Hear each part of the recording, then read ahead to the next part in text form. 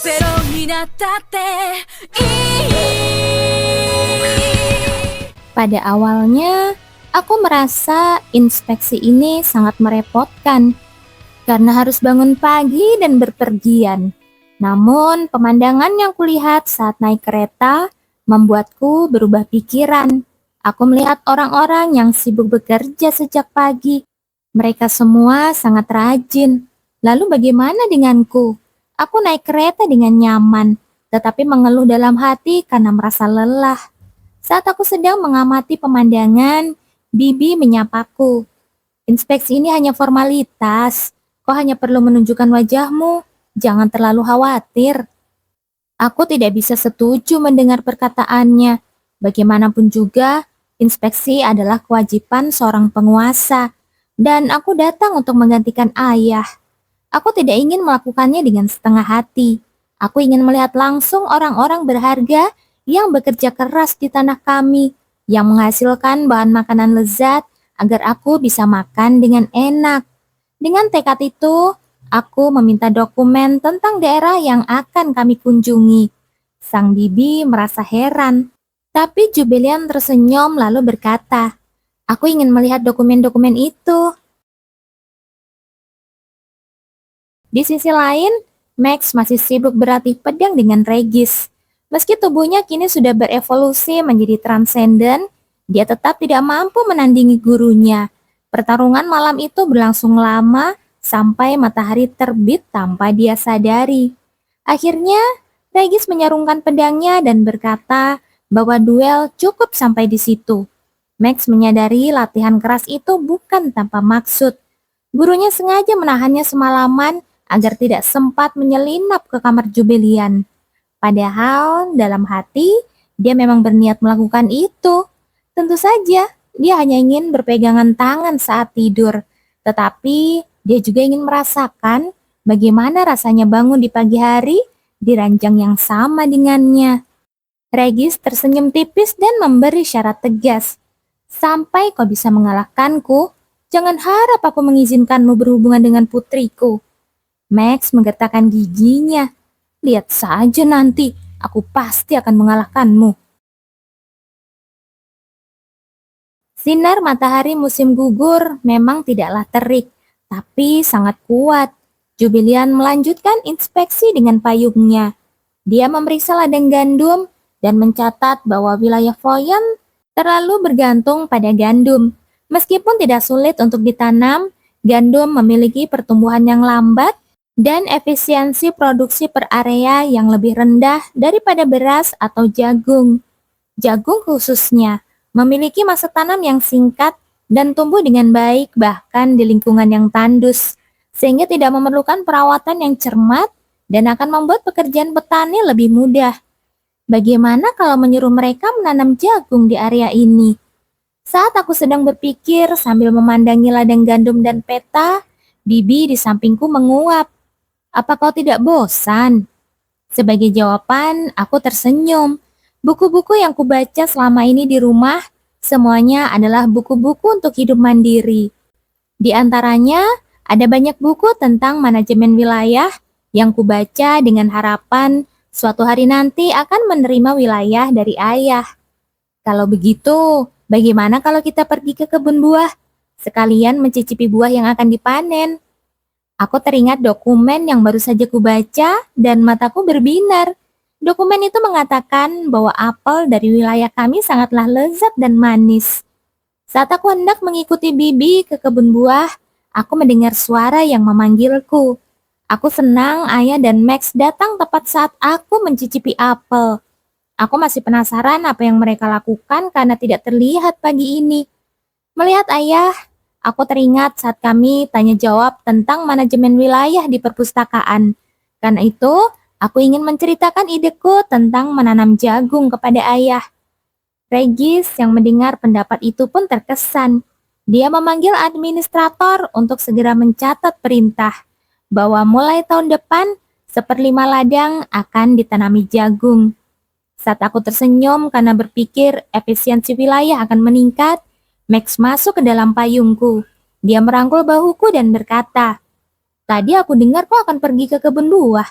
Aku tidak sabar, karena dia suka yang manis-manis. Dia pasti tidak sabar untuk makan buah. Jubilian sangat bersinar saat berbicara dengan gurunya. Max bisa merasakan semua orang di sekitarnya menatapnya.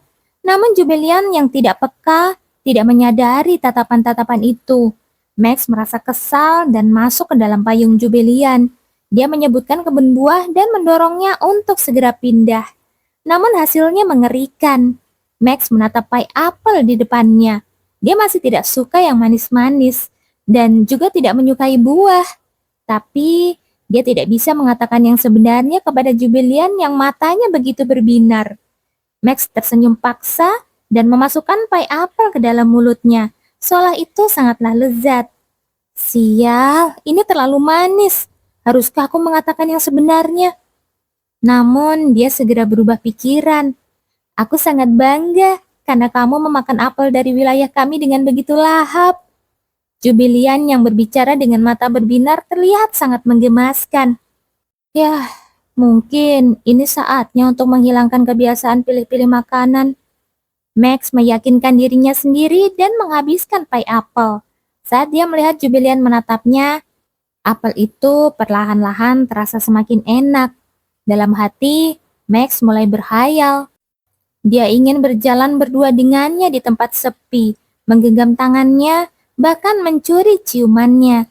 Namun lamunan itu buyar ketika Regis berkata, "Besok kita akan memeriksa fasilitas keamanan." Max tersentak. Dia tahu betul dari pengalaman militernya yang panjang, berbeda dengan kesatria yang memiliki etiket, tentara yang terdiri dari rakyat biasa, seringkali memiliki bahasa dan perilaku yang kasar. Max menjadi bersemangat dan menaikkan suaranya.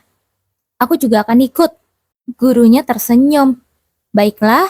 Sementara Max memeriksa fasilitas keamanan, Jubilian, "Kau pergi ke pabrik penggilingan gandum besok." Max langsung sadar dia baru saja diperdaya.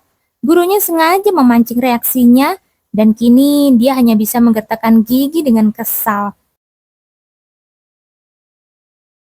Senja turun ketika Regis termenung di depan makam istrinya, Amelia. Dengan wajah yang penuh penyesalan, dia berbisik lirih menyebut nama mendiang istrinya. Bayangan masa lalu kembali menghantuinya. "Jika saja aku mempercayaimu, situasinya mungkin akan lebih baik sekarang," pikir Regis. Penyesalan tentang masa lalu selalu menyiksa Regis. Matanya kemudian berkilat. Ya, sebentar lagi semuanya akan selesai. Rencana yang dia buat perlahan-lahan mulai terwujud. Namun hati kecilnya tetap digelayuti oleh keinginan untuk bisa mendapat pengampunan dari putrinya. Sesaat dia bahkan membayangkan, "Jika aku menceritakan semuanya, mungkinkah kau akan memaafkanku?" Saat itu, Regis merasakan kehadiran seseorang dan menoleh. "Yang Mulia Duk, ternyata Anda di sini." Viskontes Ronel datang dengan membawa bunga lili putih di tangannya. Helena meletakkan bunga itu di makam Amelia, lalu memberikan laporan. "Apa yang Anda perintahkan sudah saya siapkan. Untuk berjaga-jaga, saya akan menemani Lady selama inspeksi." Regis berterima kasih, namun percakapan itu segera berubah serius. Helena memuji kecerdasan Jubilian, bertanya apakah dia sengaja memberi putrinya pendidikan khusus. Regis hanya tersenyum, mengatakan bahwa semua itu adalah usaha Jubilian sendiri. Tapi kemudian, dengan nada getir, Helena mengingatkan Regis bahwa dia dan suaminya masih belum bisa memaafkan kesalahan besarnya di masa lalu. Meski demikian, dia juga menegaskan bahwa Regis bukan sepenuhnya bersalah atas peristiwa itu, dan menyarankan agar dia mulai jujur pada Jubilian. Setelah menyampaikan itu, Helena undur diri. Regis berlutut dan menyentuh bunga lili yang diletakkan di bawah nisan. Bunga itu begitu rapuh, bahkan kusut saat disentuh oleh tangan Regis. "Apa aku pantas untuk meminta maaf?" Wajah Regis yang tampan berkerut kesakitan. Max sedang menunggu gurunya untuk berlatih di tempat yang sudah mereka sepakati. "Kalau tahu begini, lebih baik aku menghabiskan waktu bersama Jubilian." Pikiran Max semakin gelisah ketika teringat hadiah ulang tahun kedewasaan Jubilian yang dia percayakan pada Victor. Meskipun dia sudah memberikan uang yang cukup untuk membeli sebuah kastil kepada Victor, Max tetap saja khawatir. Jika kau sampai gagal, aku tidak akan membiarkanmu begitu saja. Saat Max membayangkan wajah Victor, dia menelan ludah sambil melihat ke arah pintu. Sepertinya manusia itu tidak akan datang. Apa aku menemui Jubilian saja ya? Bocah. Max tersentak saat mendengar suara tiba-tiba di kepalanya. Dia mengencangkan matanya dan menjawab, "Apa? Hantu?" "Hantu? Kau sungguh kurang ajar." Max menyeringai. "Lucu sekali, aku tidak punya kerabat sepertimu." Suara itu bertanya dengan nada bingung. "Kenapa tiba-tiba kau membicarakan kerabat?" Max menyipitkan matanya dan menjawab, "Kau hantu dari keluarga kekaisaran kan? Mungkin karena legenda keturunan naga, gelombang unik keluarga kekaisaran bisa dikenali bahkan dari jauh. Dan di sekitar hantu yang dilihatnya saat itu, ada aura merah, aura unik keluarga kekaisaran. Kenapa kau muncul di hadapanku? Apa kau boleh bersikap kurang ajar seperti ini kepada leluhurmu yang datang untuk memberikan peringatan terkait kekasihmu?" Peringatan yang berhubungan dengan Jubilian adalah kata-kata yang bisa membuatnya sensitif. Max melotot dan bertanya, "Apa maksudmu?" Pria yang berbicara di dalam kepalanya menjawab dengan suara tajam, "Panggil aku Tuan Fafnir mulai sekarang, keturunan yang kurang ajar." Saat Max mengerutkan keningnya karena nama itu terdengar familiar, Fafnir berkata, "Jubilian kan? Putri Regis yang cantik." Max merasa tidak nyaman dengan kata-kata Fafnir. "Jangan sebut namanya sembarangan, dan jangan berani-berani menilai penampilannya." Ya, keturunan kurang ajar. Jadi tentang Putri Regis, apa kau tahu kalau dia memiliki mana yang meluap di tubuhnya? Meskipun sering disamakan dengan kekuatan transenden, mana yang dimiliki secara alami dan mana yang dikumpulkan dari alam itu berbeda. Prinsip penggunaan kekuatannya juga berbeda. Sihir memfokuskan kekuatan mental untuk mewujudkan mana, sementara aura pedang mengambil mana yang tersimpan di bagian dantian atau pusat energi. Karena alasan itu, tidak mungkin Max tahu tentang kondisi Jubilian. Meskipun dia seorang pendekar pedang, dia bukanlah penyihir. Apa? Apa maksudmu? Apa kau tidak menyadari dia sering terlihat lelah? Dan luka di tubuhnya juga sembuh lebih cepat dari orang biasa.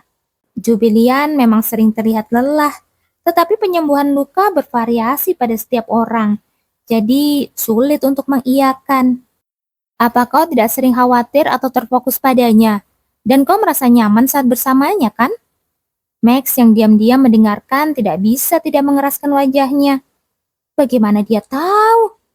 Awalnya, Max mengira dia akan mengatakan bahwa dia tertarik pada Jubilian karena mana. Tapi jika itu hanya berlaku untuk penyihir, apa yang ingin Fafnir katakan sudah jelas. Max menatap tajam dan bertanya, "Jika begitu, apa maksudmu ada penyihir yang menggoda Jubilian?" "Ya, penyihir akan tertarik pada mana. Jadi mereka akan merasa simpati dan ingin berada di dekatnya. Seperti adikmu misalnya."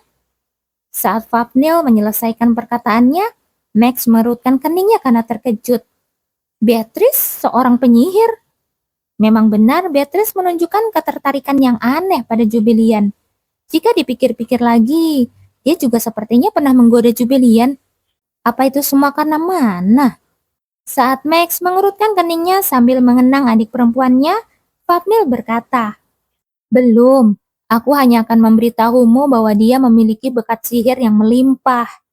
Max mengerutkan wajahnya. Dasar, dia benar-benar memanfaatkan situasi. Tapi penyihir adalah makhluk yang cukup mengancam. Dia merasa beruntung karena Beatrice bukan musuhnya. Itu semua berkat Jubilian. Jika dipikir-pikir, banyak hal yang berjalan baik berkat dia. Max menahan tawanya sesaat lalu berkata dengan serius, "Jadi, apa yang ingin kau katakan? Apa Jubilian juga memiliki bakat sihir yang melimpah?" Fafnir terkekeh dan menjawab, "Tidak, dia justru dalam bahaya karena tidak memiliki bakat sihir. Jika seseorang memiliki mana yang meluap tetapi tidak bisa menggunakannya, Dia tidak lebih dari sekedar mangsa yang lezat. Apa maksudmu? Katakan dengan jelas. Apa kau tahu kenapa monster terobsesi dengan kelinci salju kecil? Kata-kata itu mengingatkannya pada situasi saat acara perburuan. Hari yang seperti mimpi buruk, saat monster yang menyerang Beatrice tiba-tiba mencoba memakan Jubilian. Saat Max menduga alasannya dan membuka mulutnya, Fafnir yang tidak sabaran berbicara lebih dulu.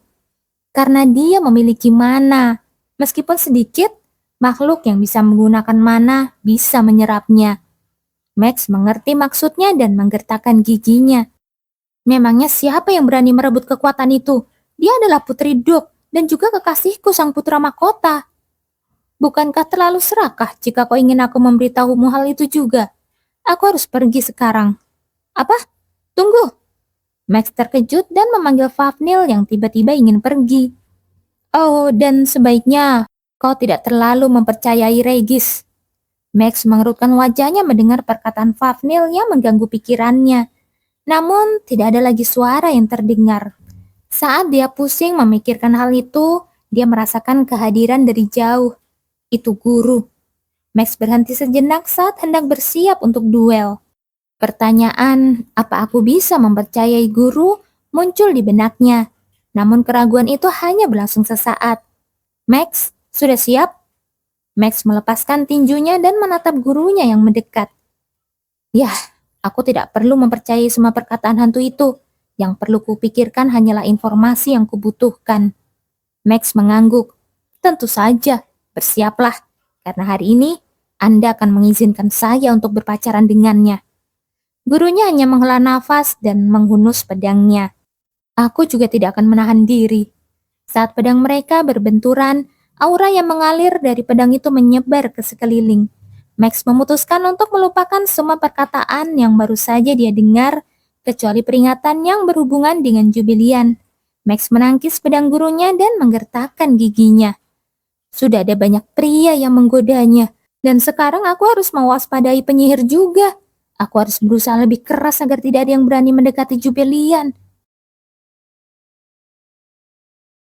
Jubilian tengah sibuk menjalani inspeksi ke berbagai tempat. Setelah mengunjungi pabrik dan penggilingan gandum, dia merasa lelah. Meski tetap berusaha ramah karena orang-orang menyambutnya dengan baik. Namun suasana berubah ketika dia tiba di pos penjaga keamanan. Sejujurnya, dia tidak tahu apa-apa tentang pedang, tapi ayahnya adalah pemimpin kesatria kekaisaran. Selain itu, aku sudah terbiasa dengan para kesatria di rumah, jadi kupikir kali ini juga tidak akan ada masalah. Tapi, para prajurit di pos itu terlihat muram dan kaku. Bahkan Max yang biasanya gagah, malah sibuk menyediakan kursi mewah untuknya yang tidak cocok dengan tempat itu. Para prajurit terlihat berusaha keras menyenangkan hatinya, menawarkan minuman, membersihkan jalan yang dia lewati, mengipasinya, bahkan dengan gugup menebak apa yang dia butuhkan. Jubilian hanya bisa menghela nafas melihat tingkah itu, sementara Max tersenyum puas. Ada gunanya juga tadi aku menindas mereka. Saat Max pertama kali tiba di pos penjaga, kondisi para penjaga sangatlah buruk. Mereka bercanda kasar tentang Jubilian, menertawakannya, bahkan berniat menjahilinya dengan beberapa ekor tikus. Bagi mereka, Putri Dukfloyen hanyalah seorang bangsawan manja yang menyebalkan. Para penjaga yang tadinya bercanda berhenti saat melihat Max mendekat. Mereka mengacungkan tombak dan berkata, "Hei kau, kenapa berkeliaran di sini?" Penjaga lain di sampingnya mengerutkan wajahnya melihat Max. Mereka mengira Max yang berpakaian santai adalah tentara bayaran dan terus memprovokasinya. Tentara bayaran ya, tapi wajahnya begitu tampan. Jangan-jangan tugasnya menghibur nyonya-nyonya kaya. Max menyeringai mendengar perkataan mereka. Bagus, ini akan jadi lebih mudah. Siapa yang bertanggung jawab di sini? Tentu saja para penjaga itu menyerang tentara bayaran yang kurang ajar itu karena memanggil komandan mereka dengan kasar. Dan Max menundukkan mereka satu persatu dan menciptakan keributan. Tak lama kemudian, komandan penjaga keamanan dengan wajah sangar muncul. "Siapa kau? Aku sedang sibuk karena Lady akan datang sebentar lagi." Komandan itu melotot pada pemuda mencurigakan dan menghunuskan pedangnya. Berani-beraninya membuat keributan di tanah pahlawan besar Kekaisaran Duk Floyen. Aku tidak akan memaafkanmu. Tapi Max dengan mudah mengalahkan komandan penjaga keamanan itu. Meskipun sekarang dia adalah komandan penjaga keamanan, dia juga seorang kesatria. Bahkan dia adalah salah satu kesatria yang pernah bertarung bersama Duk Floyen dan meraih kemenangan. Komandan penjaga keamanan merasakan ada yang aneh pada Max, karena dia bisa mengalahkannya bahkan tanpa menghunuskan pedang. Akhirnya dengan suara dingin, Max memperkenalkan dirinya. Aku adalah pengawal Lady Floyen. Setelah berpikir sejenak, Max mengerutkan kening dan berkata, aku ingin memenggal kepala kalian semua. Tapi Lady tidak menyukai pembunuhan, jadi aku akan menahannya. Para penjaga itu pun merasa lega. Namun jika Lady merasa tidak nyaman saat datang untuk inspeksi, aku tidak akan pernah membiarkan kalian begitu saja. Saat mereka mengira semuanya sudah berakhir, Max berkata lagi, dan jika kalian punya niat buruk terhadap Lady, akan kubunuh kalian semua. Tatapan membunuh di mata Max menunjukkan bahwa dia serius. Para penjaga yang ketakutan hanya bisa mengangguk. Keributan yang dibuat berubah menjadi kepatuhan dari para penjaga.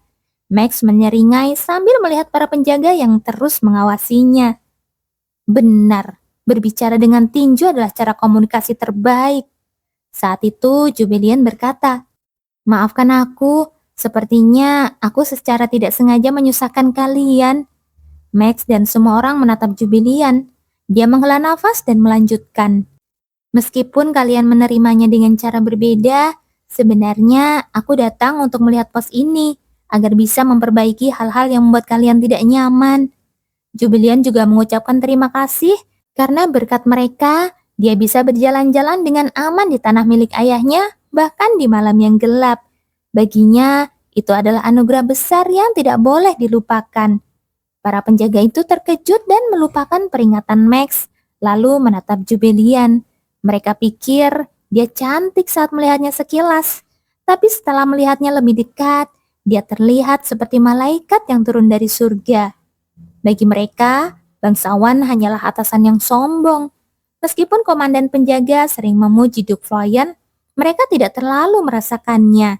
Bagi para penjaga, Viscount Ronel yang bertindak sebagai penguasa terasa lebih dekat daripada Duk Floyen yang mereka lihat hanya setahun sekali. Namun mendengar perkataan wanita bangsawan yang mulia dan cantik itu, keluhan dan permusuhan yang mereka simpan selama ini mereda dan mereka pun merasa malu. Jubilian kemudian berkata dengan wajah malu, terima kasih atas perhatian kalian, dan karena aku datang untuk kalian, tolong beritahu aku jika kalian membutuhkan sesuatu. Para penjaga itu berpikir serempak. Mereka pun bersumpah dalam hati untuk melayani dan melindunginya dengan sepenuh jiwa.